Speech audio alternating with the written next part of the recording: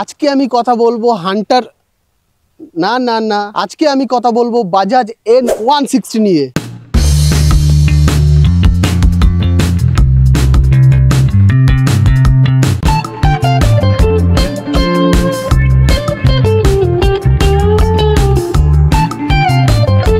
আমাকে প্রচুর জন কমেন্ট করেছো যে বাজাজ সেগমেন্টের মধ্যে ভালো বাইক কোনটা হবে এবং সেটা কেনাটা ঠিক হবে কি ঠিক হবে না। এই গাড়িটার মোটামুটি একটা স্ট্যান্ডার্ড রিভিউ বানাবো, যেটা তোমাদের পুরো ক্লিয়ার হয়ে যাবে যে এই গাড়িটা তোমাদের কেনা উচিত কিনা, এবং অন্য কোনো গাড়ির পেছনে ইনভেস্ট করবে প্ল্যান করছো সেটা এই গাড়ির পেছনে ইনভেস্ট করাটা সঠিক হবে কিনা। তো আজ এই গাড়িটার পুরো ডিটেলে তোমাদেরকে ভিডিও দেবো।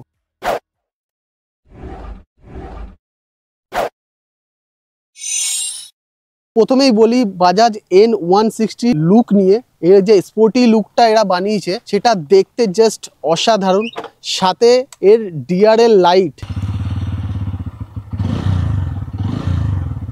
লুক নিয়ে এর কোনো কথা হবে না, কারণ এর যে লুক সেটা যে sporty style plus flat handle, এর সাথে যে লুকটা এই সেগমেন্টের মধ্যে ওয়ান অফ দ্য বেস্ট গাড়ি আমার মনে হয়। স্পোর্টি লুকের কারণে গাড়িটা ঠিক যতটাই দেখতে সুন্দর এবং স্টাইলিশ লাগে, সামান্য একটু প্রবলেমও দেখা দেয়। যেমন কি এর যে স্পোর্টি লুক তার কারণে হালকা সামনের দিকে তোমাদের ঝুঁকে রাইড করতে হয়, সেই কারণে তোমাদের হালকা ব্যাক পেইন হতে পারে। তবে সিটি রাইডের জন্য এই গাড়িটা বেস্ট গাড়ি। নেক্সট হচ্ছে গাড়ির ওয়েট হচ্ছে 154 কেজি। সেই কারণে গাড়িটা তোমার সিটি রাইড করতে কোনো সমস্যা হবে না, তুমি হেলিয়ে দিলে যেরকম ইচ্ছা সিটি রাইড করতে পারবে। এছাড়াও এই গাড়ির সিট হাইট হচ্ছে 790 mm, এবং গাড়ির সিট নিয়ে কমফোর্ট যদি তোমাদেরকে বলতে হয় তাহলে তোমরা দেখতে পাচ্ছ সিটটা যথেষ্ট চওড়া। তো সেই ক্ষেত্রে তোমার সিটি রাইডে বা রাইড করতে কোনো সমস্যাই হবে না, কারণ কমফোর্টেবল সিট বাজাজ তোমাদেরকে এই গাড়িতে দিচ্ছে। 160 সেগমেন্টের মধ্যে কমফোর্টের দিক থেকে বেস্ট আমার মনে হয় এই গাড়িটা তোমাদের জন্য হতে পারে। নেক্সট একটা ভালো জিনিস গাড়ির সাথেই হচ্ছে গিয়ে ইউএসবি চার্জিং পোর্ট, যেটা ট্যাঙ্কের উপরে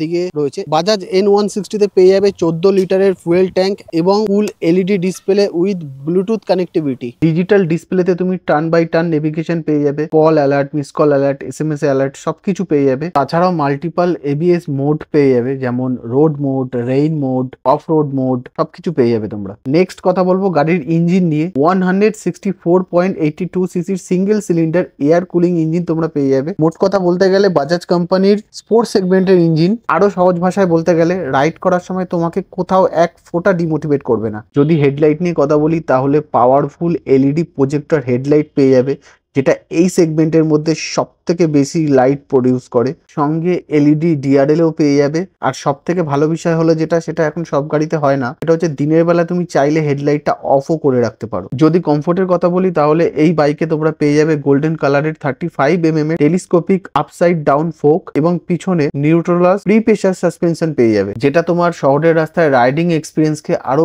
স্মুথ করে দেবে। এবং আরো একটা সব থেকে মোস্ট কমন কথা বা কমন কমেন্ট যেটা আমার চ্যানেলে আসে সেটা হচ্ছে গিয়ে যে দাদা আমার হাইট এত, আমি কি এই গাড়িটার জন্য কমফোর্টেবল হব? তো আমার হাইট দেখতে পাচ্ছ 5 ফুট 7 ইঞ্চি। আমার হাইটের সাথে তোমরা এই গাড়িটা কম্পেয়ার করো, তাহলে বুঝতে পারবে যে তোমাদের হাইটের সাথে এই গাড়িটা কতটা কমফোর্টেবল হবে।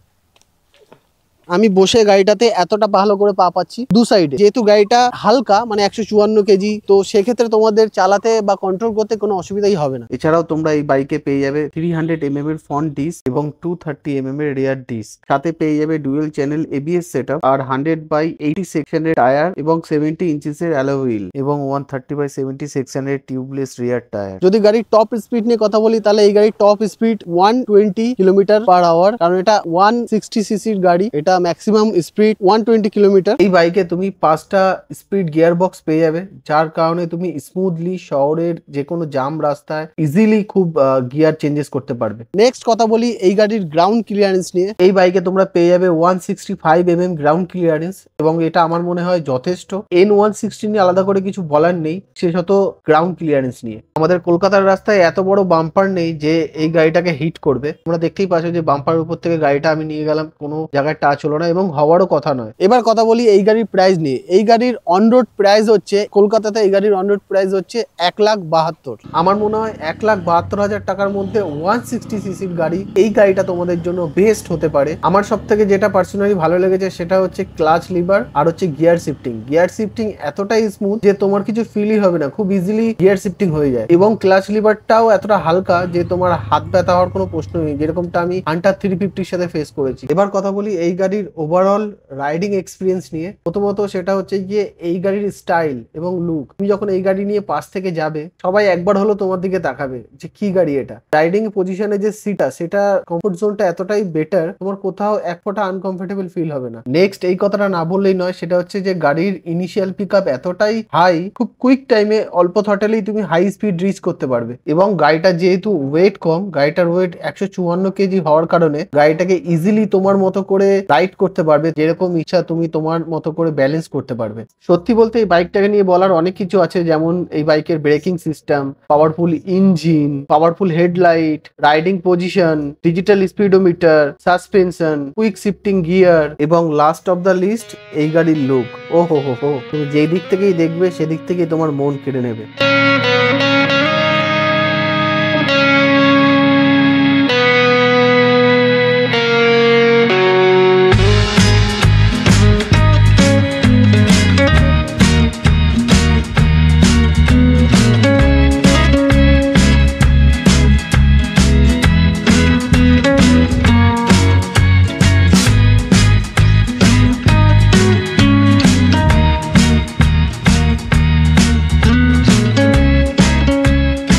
এই সেগমেন্টের মধ্যে আপাতত আমার এই বাইকটা বেস্ট লেগেছে, তাই আমি এটার ফুল রিভিউ তোমাদেরকে দিলাম।